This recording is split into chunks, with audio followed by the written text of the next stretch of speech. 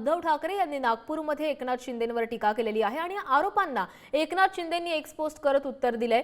काही नेते हताश आणि हरलेल्या मानसिकतेने संघटना चालवत आहेत, हे पुन्हा एकदा सिद्ध झालंय। मुख्यमंत्री पदाचा चेहरा करा या मागणीसाठी हातात कटोरा घेऊन दिल्लीचे उंबरे झिजवणं हे भीक असते। देशाचे पंतप्रधान नरेंद्र मोदी व गृहमंत्री अमित शहा यांच्यावर बोलण्याची आपली पात्रता आहे का, हे जरा काही जणांनी आरशात बघावं, अशी एक्सपोज जी आहे ती एकनाथ शिंदेंनी केली आहे। दरम्यान उद्धव ठाकरे यांनी नेमकी काय टीका केलेली होती पाहूया।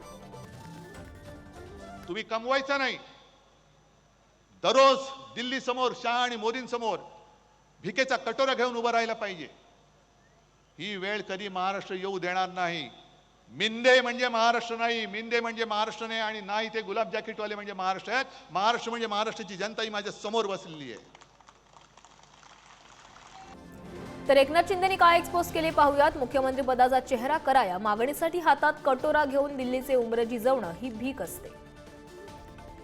लोकांना काहीच देऊ शकणार नाही तसे त्यांनी कबूल करून टाकलं, हे बरं केलं।